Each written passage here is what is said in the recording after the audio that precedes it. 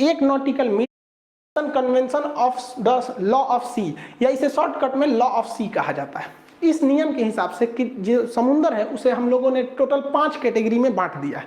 अब उन 5 कैटेगरी को समझते हैं, उससे पहले आपको कुछ बेसिक चीजें पता होनी चाहिए, जिसे नॉटिकल मील या फैदम क्या होता है। देखिए, नॉटिकल मील समुद्री मील को कहते हैं। एक नॉटिकल मील जो सड़क पर हम किलोमीटर देखते हैं उससे बड़ा होता है। एक नॉटिकल मील जो होता है 1.852 किलोमीटर होता है, यानी समुद्र का 1 किलोमीटर 1 मील जमीन वाले मील के लगभग वो 1.25 गुना होता है, तो 1.852 किलोमीटर हो गया। अब समुद्र की गहराई को फैदम में नापते हैं। एक फैदम बराबर 6 फीट होता है, गहराई होता है, एक फैदम बराबर 6 फीट होता है। अब वहां हवाएं जो चलती हैं उसको भी हम लोग किलोमीटर पर सेकंड, किलोमीटर प्रति घंटा में ना नाप के हम नॉटिकल मील प्रति घंटा में नापते हैं। तो नॉटिकल मील प्रति घंटा में जब नापेंगे तो आप इसे किलोमीटर में बदलेंगे और उसको मीटर पर सेकंड में बदलेंगे, तो उसे हम हवाओं के वेग को नॉट कहते हैं। समुद्री हवाएं या हवाई जहाज में जो हवाएं बाहर से आती है उसे नॉट कहते हैं। एक नॉट बराबर 0.5 मीटर पर सेकेंड। तो हवाओं की गति को नॉट में, गहराई को फैदम में और समुद्री दूरी को नॉटिकल मील में नापते हैं। ये आगे काम आएगा, ये नॉटिकल मील वाला। अब हम समुद्र के जो 5 अलग अलग कैटेगरीज है उसको समझते हैं कि मतलब कौन कौन से मैरीटाइम बॉर्डर लगते हैं। देखिए वो 5 कौन कौन से होते हैं। एक होता है इंटरनल सी, दूसरा होता है टेरिटोरियल सी, तीसरा होता है कॉन्टिजियस जोन और एक्सक्लूसिव इकोनॉमिक जोन, उसके बाद आता है हाई सी। ये 5 होते हैं। 4 इधर लिखा हुआ है, एक यहाँ है।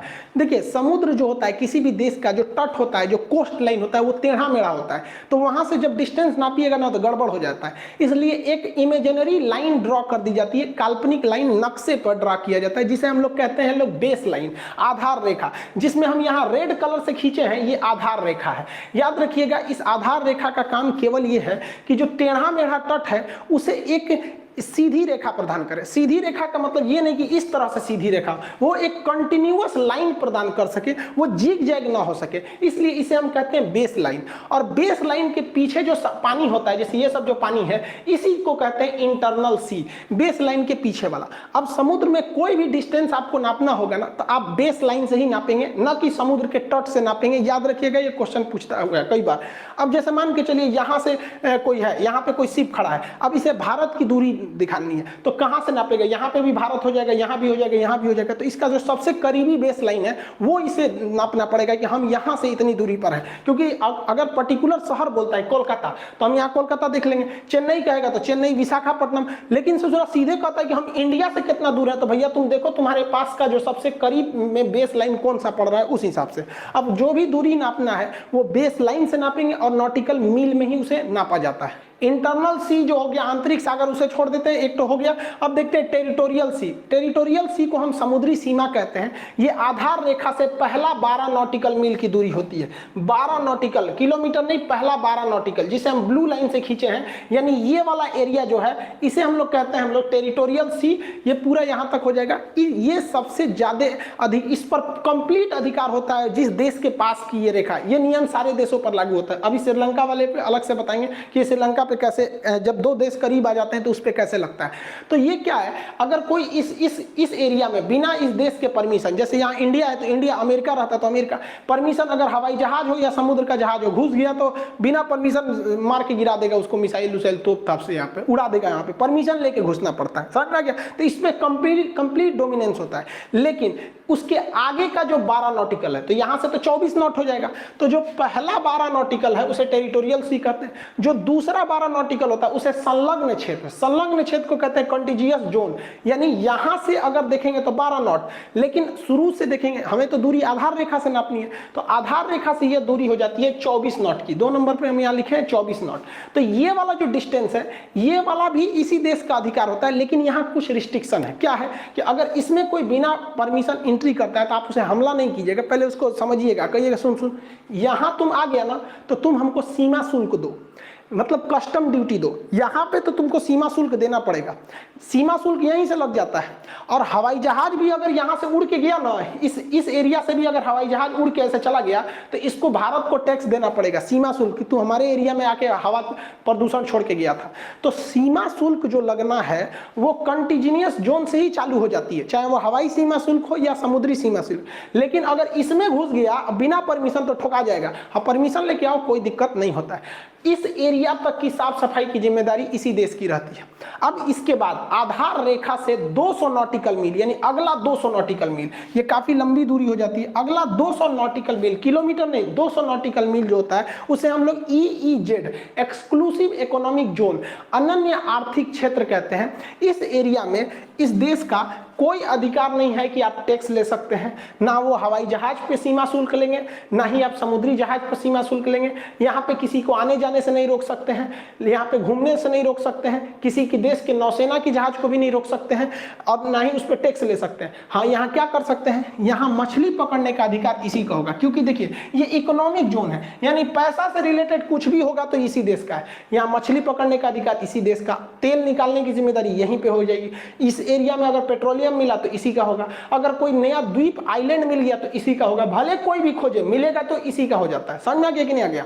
अब ये ऑयल कैसे निकाला जाता है और किस तरह से बड़े बड़े शिप जो होते हैं वो 3-3 साल तक जो लोग मछली पकड़ते हैं उसको 2-3 दिन में कैसे पकड़ लेते हैं, उसको हम लोग समझते हैं। यहाँ देखिए, अब ये 200 नॉटिकल मील के बाद का जो एरिया होता है उसे हम लोग कहते हैं हाई सी। ये इंटरनेशनल लॉ हो गया। अब यहाँ पे किसी की बपौती नहीं चलेगी। अगर बाय द वे यहाँ पेट्रोल मिल भी गया, यहाँ पेट्रोल मिल भी गया तो वो आप डायरेक्ट वहां से नहीं निकाल सकते, आपको जाना पड़ेगा इंटरनेशनल सी बेड अथॉरिटी के पास। अब वो जांच करेगी इससे पहले खोजा कौन था, और ये इंटरनेशनल बाउंड्री में आ रहा है तो करीब किसके है, मान के चलिए इसके भी करीब है, इसके करीब है, तो बांट देगा कि भैया तुम भी ले लो, तुम भी ले लो, इस टाइप का। तो इसके पास जो लगता है इंटरनेशनल सी बेड, सी मतलब समुद्र, बेड मतलब नीतल, नीचे का हिस्सा, अथॉरिटी वही इसकी देखती है। तो 5 हिस्सा हो गया, 1 2 3 4 और अंदर वाला 5 हिस्सा हो गया यहाँ पर। अब देखिए, लेकिन अगर कभी कभी क्या होता है, कुछ ऐसे देश होते हैं जो बहुत करीब आ जाते हैं समुद्र में, तो उन पर ये नियम नहीं लग पाता है। जैसे श्रीलंका, तो श्रीलंका में आप ऐसे करेंगे तो श्रीलंका भारत के इकोनॉमिक जोन में आ जाएगा, पूरा रख लेंगे, तो उसमें एक नॉर्मल बाउंड्री कर दी जाती है कि भैया इसके इधर तुम्हारा, इसके इधर इसका, यहाँ पर काम खत्म यहाँ पर। तो इसमें आप बन ही नहीं पाएगा ना उतना लंबा, उस हिसाब से देखेंगे तो ये इकोनॉमिक जोन में आ जाएगा। इकोनॉमिक जोन जितना लंबा रहेगा आपको फायदा होगा, क्योंकि मान के चलिए जैसे हमारा अंडमान निकोबार, अमूमन लोगों को लगता है कि अंडमान निकोबार से क्या फायदा है। एक तो हमारी सैन्य फायदा है कि चीन इधर से आएगा तो हम देख लेंगे। दूसरा आप देखिए ना, अगर हमको जहां यहाँ आइलैंड मिल गया तो हमें यहाँ आधार रेखा खींचेंगे, संलग्न समुद्री सीमा, संलग्न क्षेत्र, आर्थिक क्षेत्र, इतना बड़ा ये एरिया तो ऐसे मिल गया।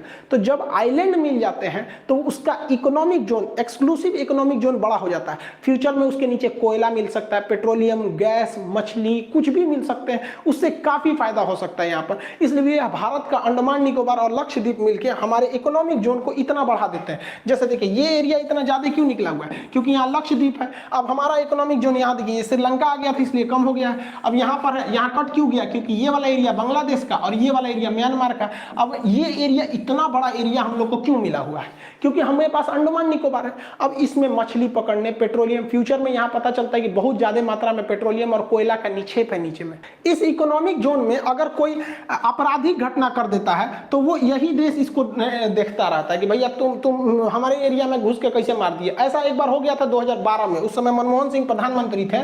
तो 2012 में इटली का एक टैंकर आ रहा था। इटली के इस टैंकर पे 2 मेरीन थे, सब सैनिक से, देख रहे हैं, सब गोरखा को, इससे पूरा भारतीय मछुआरा को मार दिया। सब बताइए, भारत के मछुआरा सबको मार दिया, 2 मछुआरा मर गए सब। ये सबको कहा कि हमको लगा लूटने आ रहे हैं, रे चोट्टा कहीं का, पूरा इटली का था सभी सब। मतलब इसको लगता है लूटने, तो हमारे देश में आ रहा, मार दिया यहाँ पर। बाद में ये लोगों ने माफी भी मांगा, तो भारत सरकार का सुरतुरा माफी मांगेंगे, नहीं छोड़ेंगे हम यहाँ पे।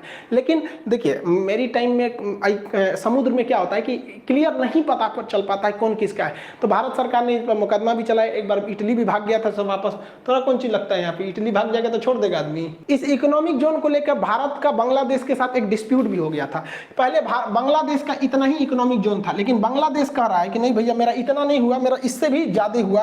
वो कह रहा है कि भैया मेरा यहां भी हुआ और यहां भी हुआ, इतना हमारा हुआ। देखिए ये इतना क्लेम कर रहा था, कह रहा था कि इधर से इतना म्यांमार ने कब्जा कर लिया है ये वाला हिस्सा, और इधर से इतना भारत ने ले लिया है ये वाला हिस्सा। इसलिए म्यांमार, बांग्लादेश कह रहा था कि हमको ये वाला भी हिस्सा दिलाया जाए और ये वाला हिस्सा भी दिलाया जाए, इतना मांग रहा था, जबकि उसके पास इतना ही था। तो इंटरनेशनल बाउंड्री जो थी, इंटरनेशनल आर्बिट्रेरी, उसने कहा कि देखिए पूरा नहीं मिलेगा, हाँ इतना हम आपको हाई एक्स्ट्रा दे सकते हैं, इतना आपको एक्स्ट्रा दे देंगे। तो भारत को अपनी बाउंड्री से, इकोनॉमिक जोन से हटना पड़ा। हालांकि वहां पे बहुत ज्यादा संसाधन भी, बहुत ज्यादा खनिज वगैरह नहीं थे, तो बांग्लादेश का जो इकोनॉमिक जोन था वो इस तरह से बढ़ गया इंटरनेशनल कोर्ट के बाद। तो हम लोग भैया नियम कानून को मानते हैं। लेकिन अगर वही चाइना की बात करिएगा तो चाइना ससुरा कहता है कि कौन सी 200 नॉटिकल मील, ये खान सर पढ़ा रहे हैं उन्हीं के पास रह जाइए, 200 नॉटिकल, हमारे यहाँ कुछ नहीं, ये पूरा दक्षिणी चीन सागर मेरा है। उसके बाबा आदम के जमाने 1940 में चीन के पास कोनो चिरकुट में नक्शा मिला, उस नक्शा में ऐसे 9 गो डाइस लाइन बना था,